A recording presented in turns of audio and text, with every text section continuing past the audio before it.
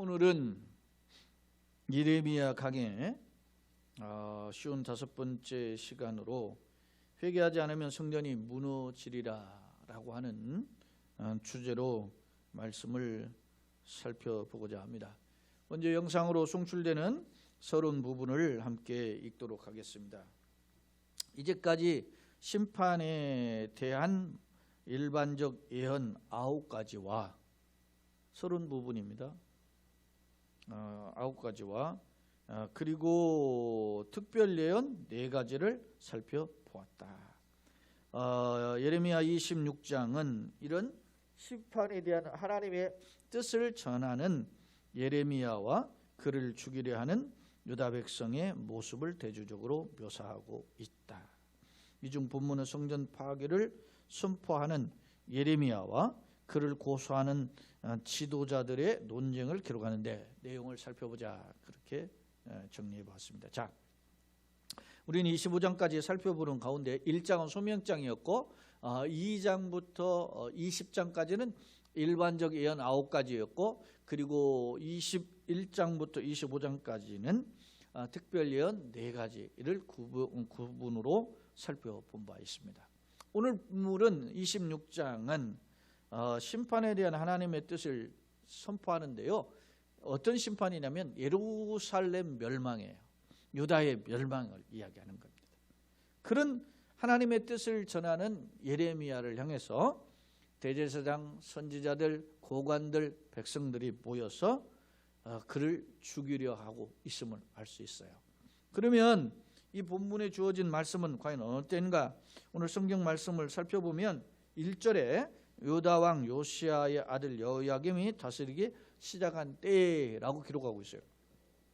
지난 시간에 25장에서 1절에 보면은 여호야김 넷째 해라 그렇게 기록하고 있잖아요. 그러니까 26장은 첫째 해 시작한 통치가 시작한 첫째 해니까 이보다 25장보다 어찌 보면 약 3년, 만 3년, 4년이 이전에 주어진 말씀이라는 거예요.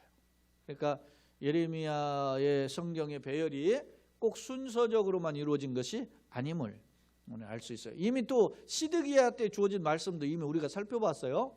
시드기야는 이 여호야김 왕의 다음이 왕이 누구냐면 여호야김이 11년 통치하고 그의 아들이 여호야긴이 석 달 열흘이니까 한 100일 정도 통치하고 그 뒤를 이어서 시드기야 왕이 또 통치해요.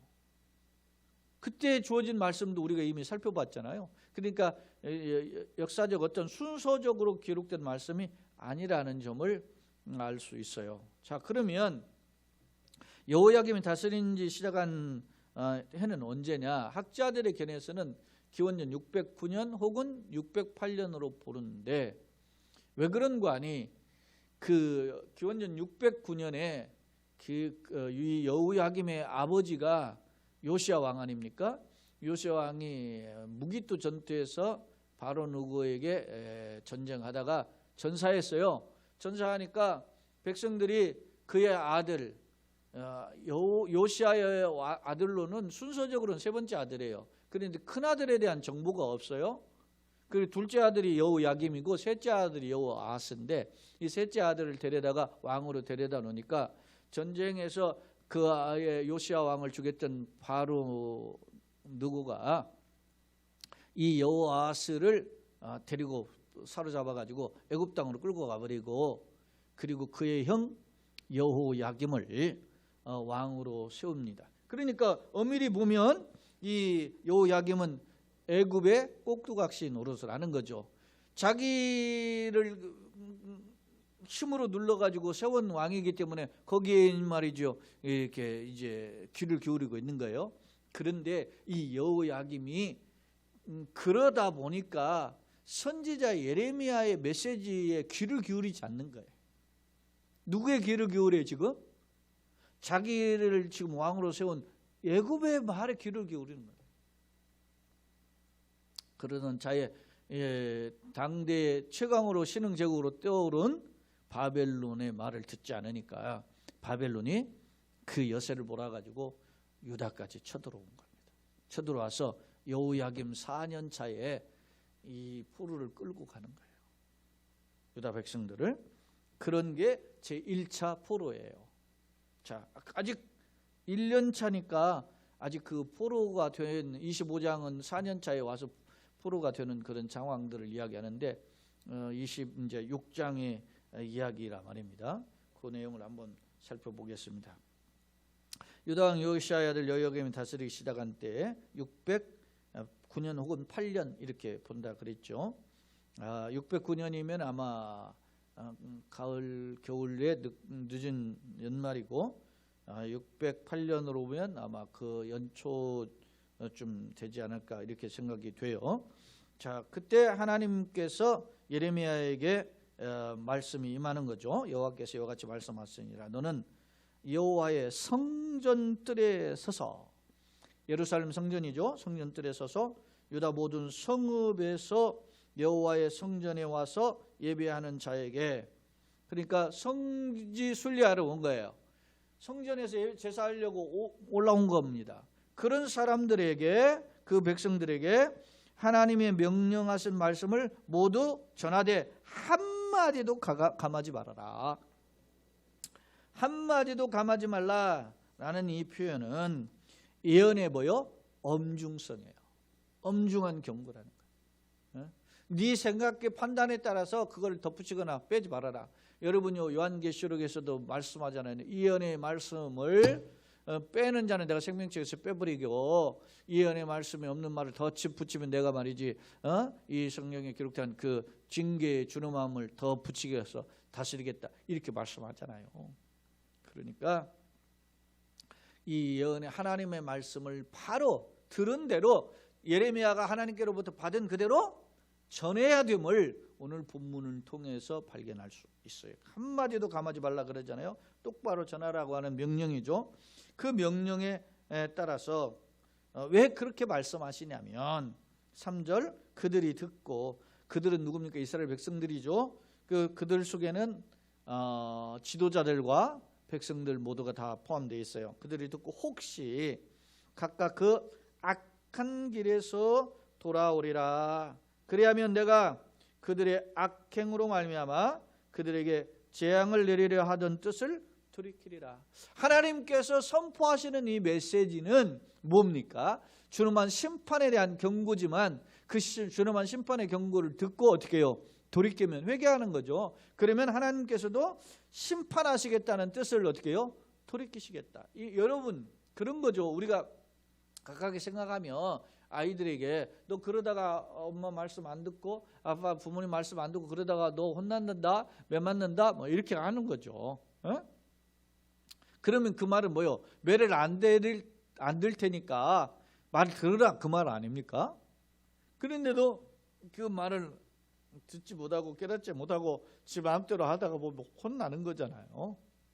하나님은 경고예요. 이게 마지막 선지자를 보냈다는, 예레미야에게 이런 메시지를 주셨다는 것은 심판에 대한 경고를 말씀하고 있기는 하지만, 그러나 뭡니까? 하나님이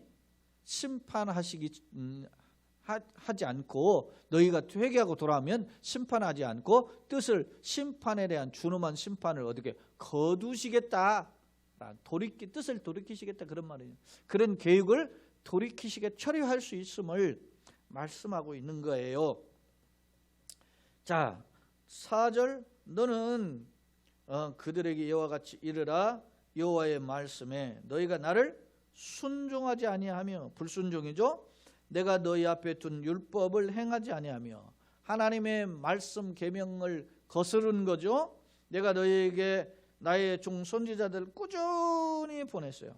지금 예레미야 선지자만 보낸 게 아니고 여러 선지자들을 보냈어요. 그런데도 어떻게 해요? 듣지 않아요. 여러분요, 자, 한번 우리가 다음 시간 살펴볼 말씀인데 한번 읽어볼 필요가 있는 게 26장 20절 21절에 보면 또 여호와 이름으로 예언한 사람이 있었는데, 예레미야 말고 또 선지자 하나님의 말씀을 대언 자가 있었다는 거예요. 기럇 여호람 스마리아의 아들 우리야라, 그가 예레미야의 모든 말과 같이 이 성과 이 땅에 경고하여 예언하며 여호야김 왕과 그의 모든 용사와 모든 구관이 그의 말을 듣고서 왕이 그를 죽이려 하며 우리아가 그 말을 듣고 두려워서 애굽으로 도망갔어요.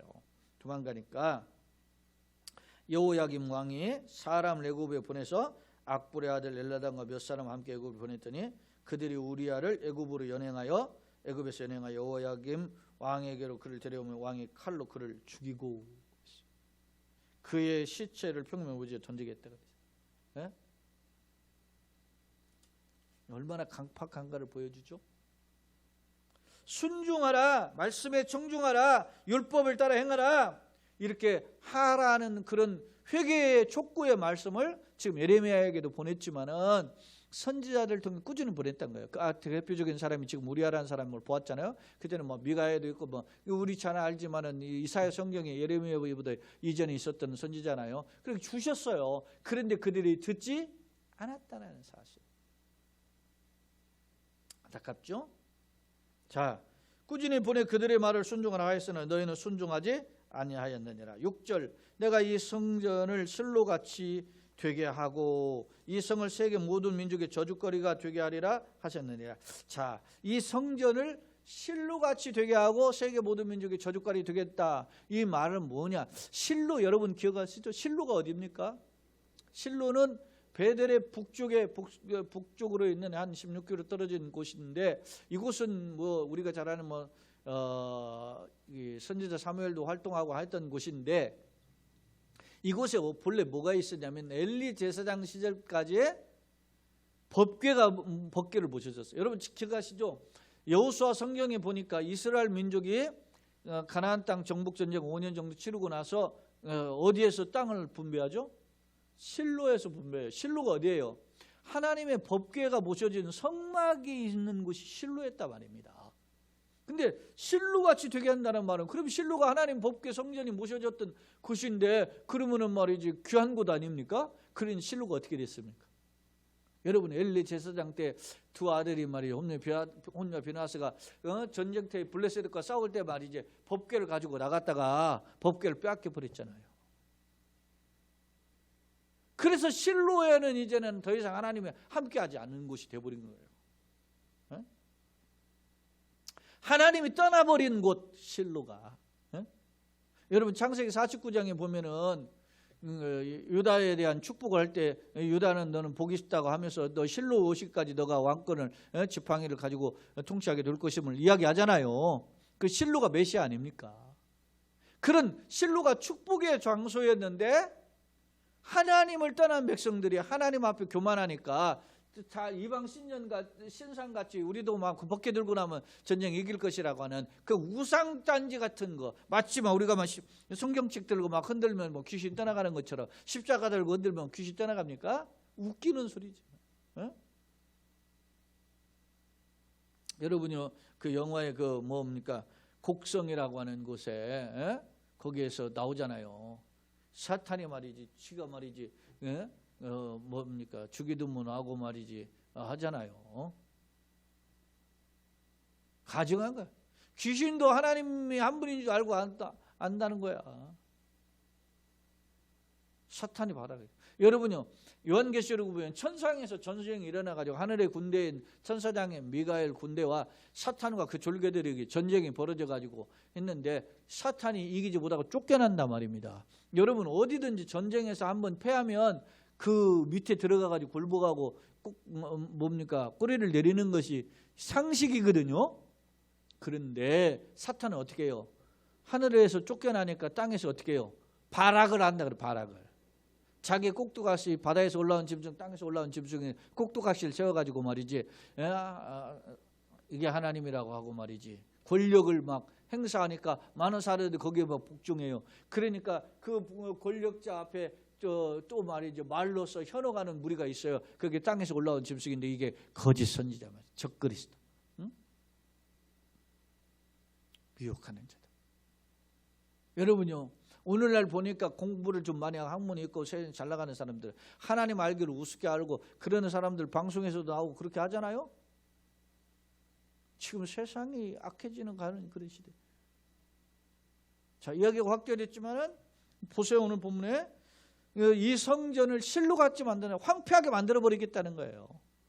저 옛날 블레셋의 법궤를 빼앗겼던 것처럼 그렇게 하고 이 성을 세계 모든 민족의 저주거리가 되게 됩니다. 이 저주거리라는 이 단어를 제가 살펴보니까 어떤 의미를 가지고 있느냐 보니까 그 저주거리가 켈랄라 뭐 이렇게 나왔는데, 이 단어가 제가 이렇게 원의 뜻이 보니까 가볍다 그런 뜻인데, 그 가볍다라는 단어가 파생이 되어 가지고 조롱하다, 비웃다, 조소하다, 저주를 말한다, 이런 표현으로 번역이 됐더라고요. 세계 모든 사람들 지나가면서 하얗고 서로마다 이렇게 예루살렘 성전을 향해서 그렇게 한다는 거예요. 왜? 하나님이 준엄한 심판을 받았어. 아니 생각해 보세요. 하나님이 이 성전에서 함께 하시겠다고 그러셨는데 이 성전을 버리고 이 성전에다 뭘 갖다 놨어요? 므낫세나 아하스 같은 경우 거기 성전에다가 우상단지를 갖다 놓고 거기다 절을 했다. 하나님, 나 왜 다른 신을 섬기지 말라 그랬잖아요. 너를 위하여 우상을 만들지 말고 그것을 절하지 말라 그랬는데 어디에다 감히? 성전에다. 여러분이 우상 숭배는 영적 간음이라 그러잖아요.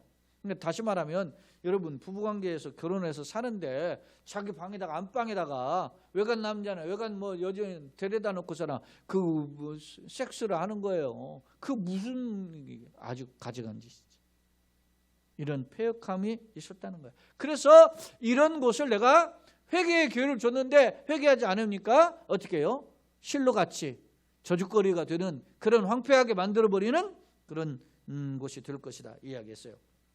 7절에 예레미야가 여호와의 성전에서 이 말을 하며 제사장과 선지자들과 모든 백성이 들었다는 거예요. 왜? 성전에 올라왔던 성전에서 봉사자가 제사장 아닙니까? 그리고 성전에서도 또 선지자들이 이 거짓 선지자들도 있어요. 그리고 또 누가요? 성전에서 제사하러 온 사람들 누구요? 백성들이 들었다는 거예요. 자, 8절 예레미야가 여호와의 명령하신 말씀을 모든 백성에게 전하기를 마침에 제사장과 선지자들과 모든 백성이 그를 붙잡았어요. 그리고 이르되 네가 반드시 뭐요? 죽어야 하리라 그랬어요. 죽어야 너 반드시 죽어야 돼. 이렇게 이야기했어요. 왜 죽어야 된다 그랬을까요? 여러분 생각해 보세요. 이스라엘에 있어서 성전은 굉장한 자부심이라. 응? 근데 이 성전을 말이지 그냥 막 망해가지고 황폐하게 된다고 하니까 이놈이 성전 모독죄를 하는 거예요. 백성들이 보기에는 제사장 선지자나 백성들이 보기에는 이 예레미야가 말이지 성전을 모독하는 말을 한다는 거예요. 막 망해가지고 황폐해지고 말이지 저주거리가 된다, 사람들의 조롱거리가 된다 이렇게 말하니까 이런 봐라, 이거 악담도 이런 악평도 이런 말을 해서는 안 되잖아요.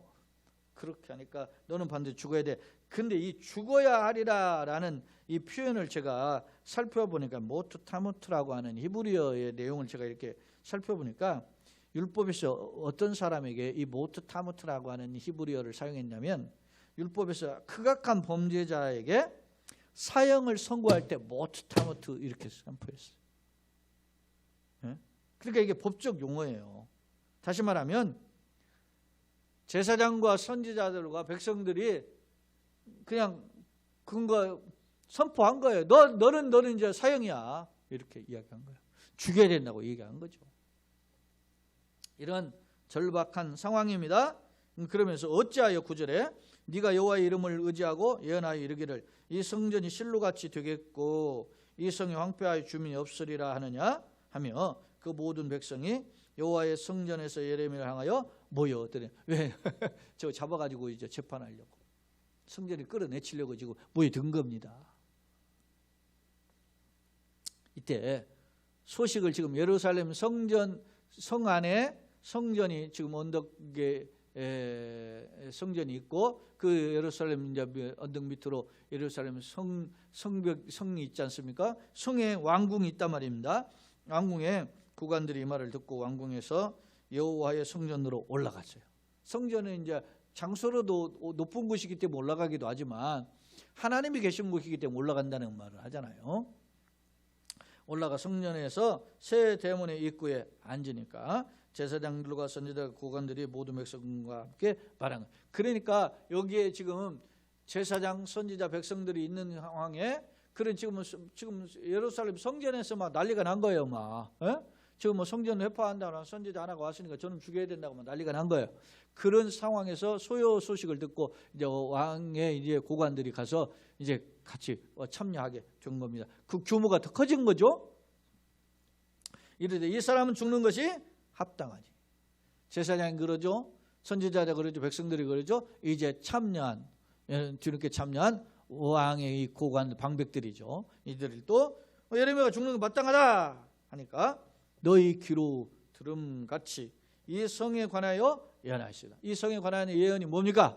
성이 회파되고 멸망거리가 되고 특히 실로처럼 저주거리가 되고 황폐하게 되리라, 손가락질 당하는 그런 곳이 될 것이다. 이렇게 말했기 때문이다 라고 하는 것입니다.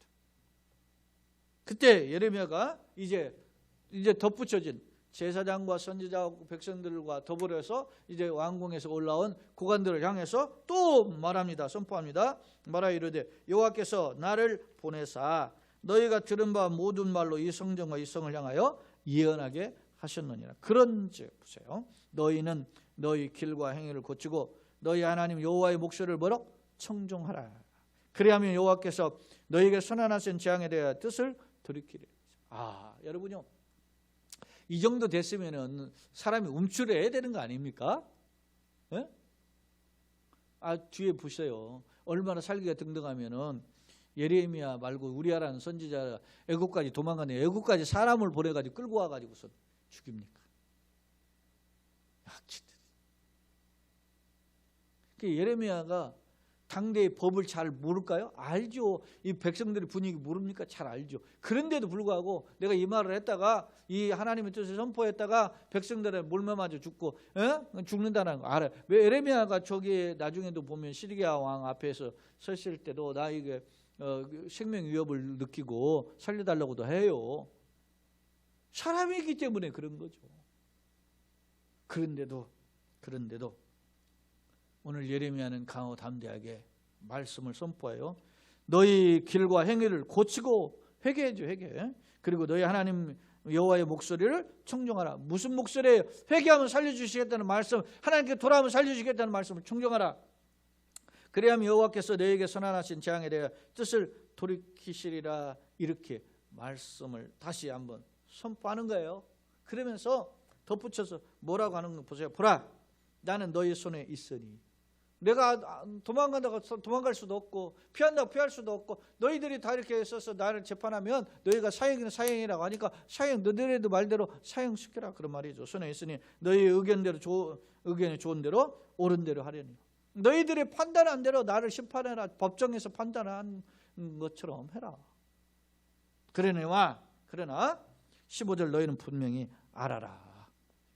그러면서 너희가 나를 죽이면 반드시 무죄한 피를 너희 몸과 이 성과 이 성 주민에게 돌리는 것이다. 무죄한 피를 흘리는 거라. 여러분요, 사람이 무죄한 피를 흘리는 거 하나님 그냥 놔두시겠어요? 여러분 예수님 말씀하시는 경우에 서 있잖아요. 소자 하나를 실족하면 차라리 연자매들 목에 바다에 던지는 게 낫다 그러지 않습니까? 얼마나 무시무시한 말씀입니까? 그런데 무죄한 자의 피를 흘리는 어떻게 했어요? 여러분요, 요한계시록에도 보면 요한계시록은 심판날에 벌어질 일들이잖아요. 근데 그때 그 일찍 죽임을 당한 어린 양은 예수님이지만 일찍 죽임을 당한 성도들이 있어요. 이게 뭐냐면 예수 믿고 예수 이름을 증거하다가 핍박 고난을 받아가지고 죽은 순교자들이란 말입니다. 성도들이. 거기서 그런 말을 기도해요. 하나님께. 하나님, 우리 억울함을 해결해 주시는 때가 언제입니까? 주님 말씀하셨죠. 가만두어라. 지금 주님 밭에 보니까 알곡을 뿌렸지 않습니까? 그런데 왜 가라지가 났네요? 뽑아버릴까? 그러니까 가만두어라. 추수 때가 되면 알곡은 모아 곡간에 들이고 쭉정이는 모아 불에 사르게 되는 심판이 있다. 곡간에 드리는 것은 천국 상급에 누리게 되는 축복이잖아요. 근데 그게 언제예요? 심판날에. 근데 억울함 가운데 순교한 주의 성도들이 하나님께 우리의 억울함을 신원하여 주시는 거, 해결해 주시는 게 언제입니까? 이렇게 물어보는 거예요. 어? 그때가 언제입니까? 주님 심판날에. 여러분요, 예수님 말씀하셨잖아요. 내가 굶주렸을 때 먹을 걸 주고 헐벗을 때 입을 걸 주다. 우리가 언제 그랬습니까? 지극히 작은 자에게 한 것이 곧 내게 한 것이다. 주님, 우리가 언제 안 했습니까? 지극히 작은 자에게 안 한 것이 곧 내게 한 것. 다 드러나는 거예요. 예수님 이런 말씀하셨잖아요. 소자에게, 작은 사람에게 냉수 한 그릇 대접한 상을 잃지 않겠다. 사랑해요, 여러분. 주님은 다 알고 계시는 겁니다. 그런 말씀이 있잖아요. 어느 분이 그런 말씀하죠. 천국 심판날에 우리가 여기까지 흘렀던 건 파노라마처럼 쫙 펼쳐진다. 우리 인생 일대에 숨길 수가 없는. 그런데 하물며 하나님의 뜻을 전하고 하나님의 말씀을 전하고 하나님의 뜻대로 돌아오라고 선포하는, 살리는 길을 알려준, 생명의 길을 알려준 선지자를 죽이는, 무지한 피를 흘리는 것에 대한 거 하나님은 가만두시겠습니까? 사람이 무엇으로 심지 그대로 그래. 하나님은 만월이 여김을 받아요. 응? 그냥 속임당하지 않는다는 말이야, 한마디로. 사람이 무엇으로 심든 그대로 그래. 사랑하는 여러분, 세상도 그런 말이 있습니다. 종두득두입니다. 콩 심은 데 콩 나고 팥 심은 데 팥. 무엇으로 심든지 그대로 거두는 거예요. 그래서 옛 사람들도 그렇잖아요. 하나님 믿지 않는 사람들 중에요, 내가 좀 착한 일이라도 하면 그래도 그것을 얻을 것이다. 아니면 내 자녀라도 얻게 될 것이다. 그렇게 생각하는 거예요. 뭐 인디안 그 이야기들 보면, 아메리카의 인디안 이야기들을 들어보니까 인디안들의 삶을 어떻게 했느냐면 그렇게 했다더라고. 인디안이 오늘 일을 결정할 때 자기의 문제를 해결하려고, 자기의 문제에 이득을 보려고 결정을 하지 않고, 내 아들의, 그의 아들이, 그러니까 먼저 한 5대, 6대, 7대 손자들이 내가 이 결정을 하면 어떤 혜택이 돌아갈 것인가를 생각하고 결정을 했대요. 이게 아메리칸 인디언들이 그런 결정을 했다 그래요. 우리가 뭐 그들이 지금 역사 속에서 사라졌지만 우리가 한번 생각해보고 눈여겨볼 필요가 있지 않습니까? 여러분요, 우리는 당장 지금 막 먹고 사는 거 문제에 지금 전전긍긍하잖아요. 그것 때문에 힘들어하고 그렇지 않습니까? 교회도 그런 부분이 있지 않습니까? 예? 당장 모이지 못하니까 뭐 이렇게 힘들고 어려움이 있고, 그것 때문에 힘든 것이 사실이지만 우리가 미래적인 안목, 거시적인 안목이 필요하잖아요. 근시적인 안목이 아니라 거시적인 안목이 필요하단 말이에요. 주님의 세계, 눈을 들어 하나님의 세계를 볼 수 있는 영안을 열어지는 그런 역사가 있기를 소원합니다. 예? 여러분요, 이사야 성경을 통해서, 선지자 이사야를 통해서 주님 말씀이시잖아요. 내 생각은 너희 생각과 다르면, 하늘이 땅보다 높은 거지 내 생각은 너희 생각과 다르면 내 길은 너희 길과 다르다 그랬어요. 할렐루야.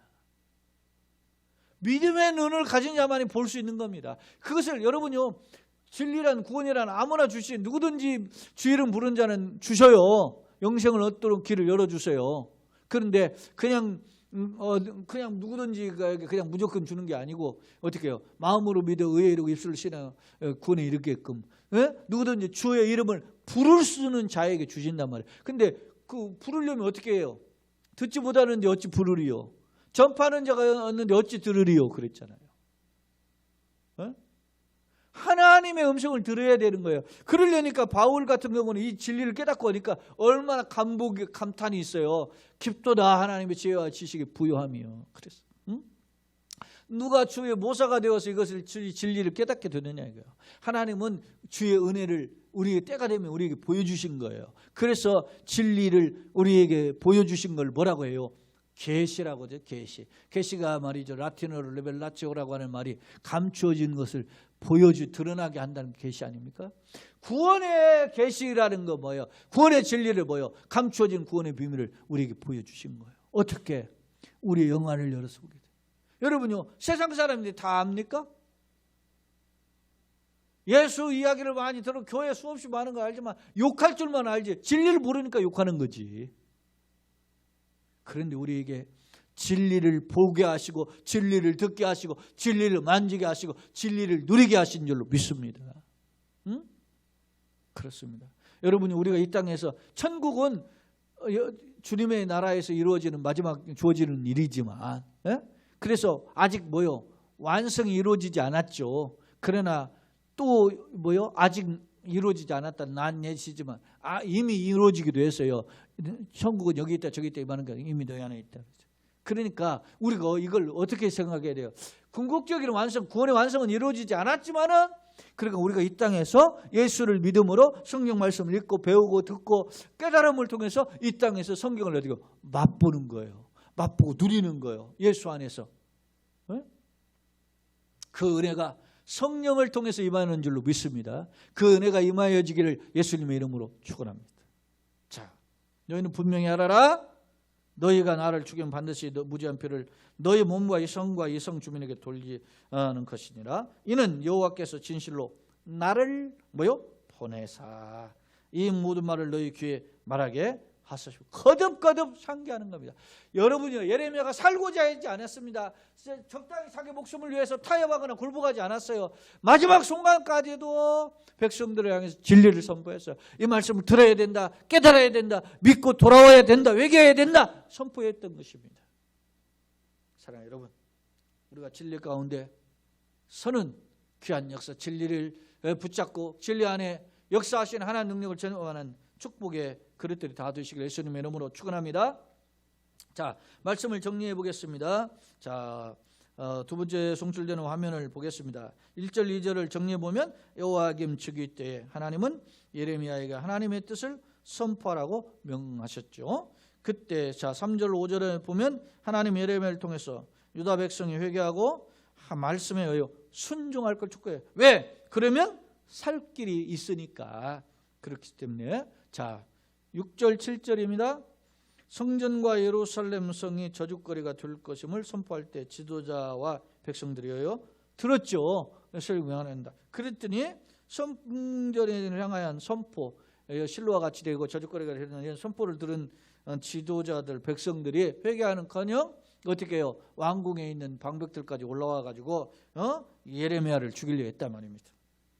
제사장 선지자 고관들이 백성에게 예레미야 죽는 것이 합당하다 그렇게 해서 지들이 재판해버린 거야. 그때 예레미야는 죽음의 유예비를 굴하지 않고 회개하며 말씀에 청중하라고 촉구하죠. 그리고 자신의 목숨은 백성이 너네 마음대로 나를 죽일 수 있으나 그러나 그에 따른 분명한 하나님의 심판이 있다. 그걸 기억하라 선포하고 있음을 알 수 있습니다. 자, 예레미야의 자세, 백성들의 자세. 이 백성들은 크게 이제 네 그룹으로 분류할 수 있어요. 제사장 그룹, 그 다음에 선지자 그룹, 그 다음에 관리들의 그룹, 그 다음에 백성들 그룹 있어요. 일반 백성 그룹. 성전에 이제 예배하러 올라온 제사하러 올라온 사람들이죠. 자, 무슨 말씀이 선포되느냐? 죄악을 회개하면 풍성한 긍휼을 덧입게 되지만 그렇지 않으면 실로가 황폐한 과거에 블레셋 빼앗겼던 그 실로가 황폐한 것처럼 예루살렘 성과 이 성전 또한 멸망하고 사람들로부터 저주거리가 될 것이다 라는 것을 지금 예레미야를 통해서 선포했어요. 당시 백성들의 반응이 어떻게 해요? 회개하기는커녕 오히려 성전 파괴를 경고한 선포, 예레미야의 선포죠. 선포를 신성모독으로 판단하고 예레미야를 어떻게 해요? 죽이려 했어요. 즉 거짓 평화의 눈이 가려져 지도자와 백성들의 모습인 거예요. 거짓 선지자들, 여기 보면 선지자들도 있잖아요. 거기는 안전하다 평안하다. 여러분요, 이 여호야김 1년 차는 어떻게 합니까? 요시야 왕이 죽고 지금 몇 달 지나지 않은 거잖아요. 그러면 자기네들이 나라를 살리기 위해서 했던 선한 왕이 전쟁에 죽었어요. 그리고 자기들이 옹립했던 왕이 애굽으로 끌려갔어요.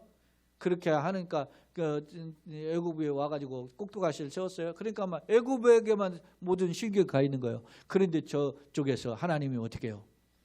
듣지 않는 백성들을 향해서 바벨론의 느부갓네살을 보내가지고 끌고 가는 거예요. 언제? 이 여호야김 4년 차에 끌고 가는 거예요. 그게 1차 포로예요. 메시지가 주어진 지 만 3년 만에 쳐들어온다. 여러분 우리가 코로나19 올 줄 생각이나 했겠어요? 코로나가 왔어도 예전같이 뭐 사스나 메르스 이런 것처럼 뭐 얼마 있다가 타미플루 이런 거 먹으면 없어지겠지 뭐 이렇게 생각하고서는 했는데 두세 달 가다 끝이겠지. 그래 6개월이겠지. 아니 벌써 9개월이 지났는데 아니 뭐 저 또 보도에 보니까 어제인가 보도에 보니까 대유행 팬데믹이라는 대유행이 12월 달에 또 온다 그러잖아요. 난리야 지금. 이게 언제 갈지 어떻게. 지금 여러분 우리는 건강 걱정도 해야 되지만 정작 걱정은 뭐예요? 하나님 앞에서 우리가 지금 엎드려야 되는 거예요. 지금. 하나님 우리에게 살 길을 보여주세요. 엎드려야 돼요. 그러니 예전보다 말씀 기도의 삶이 더 우리가 회복돼야 되고 더 간절해야 돼요. 자, 그 당시 선지자 그러면 이러면 어떠냐? 죽음의 위협에도 어떻게 해요? 굴복하거나 타협하지 않고 오직 말씀만 해주고 그 경고하는데 막 협박하는데도 막 죽인 성다고 선포하는데도 말이에요. 굴하지 않고 주님 말씀을 태어나잖아요. 순교자 정신이에요. 마지막 결론을 보겠습니다. 본문은 주님을 따르려는 자의 두 부류예요. 예수님을 따른다고 말하지만은 실상 따르면 두 부류더라. 하나는 생명의 위협에도 타협하거나 굴복하지 않고 오직 하나님 말씀만을 붙잡고 말씀에 의지해서 사는 참 선지자의 모습이 하나 있고, 하나는 이름은 있어요. 제사장이라는 이름도 있고 선지자라는 이름도 있고 하나님의 그 백성의 이름이 있고 왕궁에 일하는 관리들이 뭐 아무나 됩니까? 그런 이름이 있어요. 그러나 그 사람들이 다수예요. 그러나 껍질에만 율법이라는 껍질, 형식이라는 제사라는 형식의 껍질에만 있어서 하나님의 뜻을 발견하지 못하는 위선자의 모습. 물론 그 중에는 종교 지도자와 관리들이 있었다. 그렇죠? 무식쟁이들이 아니라 말입니다. 누구보다도 더 진리를 잘 알고 판단해야 될 수 있는 사람들이었는데 그렇지 못했다. 그렇다면 무엇이 참과 거짓을 분별하는 기준이에요? 당신은 평안하다 안전하다가는 세상 헛된 메시지에 빠져 있었단 말이에요. 진정한 우리가 참된 선지자의 기준, 참된 믿음의 백성의 기준은 뭐예요? 하나님의 말씀에 붙들리는 거예요. 생명의 말, 달고 오면 말씀입니다. 생명을 천지는 없어지겠으면 여호와의 율법 일지 미력도 없어지지 않고 다 이루는 그 말씀에 우리가 붙들려 있는 거야. 돌아보기를 예수님의 이름으로 축원합니다. 오늘 우리가 사는 시대에 보세요. 세상 기준으로 축복을 강조하는 시대. 그 기준이 세상에 만연했죠. 황금 만능주의 만문이즘 아닙니까? 만문이즘이라는 것은 돈을 신으로 섬기는 거 만문이즘이에요. 그런데 그것이 교회까지 침투했어요. 그래서 교회도 돈 있으면 제일이야. 그런 시대가 되어버린 이 시대에 우리가 말씀을 거울로 보고 나는 어떤가? 나는 예레미야 길을 걷고 있는가? 나는 아니면 다른 종교 지도자 백성들과 같은 길을 걷지는 않는가? 돌아보아서 하나님 앞에서 엎드리고 겸손함으로 주 앞에 엎드려짐으로 주의 은혜를 회복하고 덧입는, 그래서 살 길을 찾는, 살 길을 걸어가는 은혜의 주인공들 되시기를. 그래서 여러분요, 시편 기자가 있잖아요. 시편 34편 8절인가요? 너희는 여호와의 선하심을 맛보아 알지어다. 여호와의 선하심을 맛보는 우리 성도들과 가정 우리 넓은들 교회, 이 땅에 거룩한 주님의 백성들 되기를 예수님의 이름으로 축원합니다. 아멘.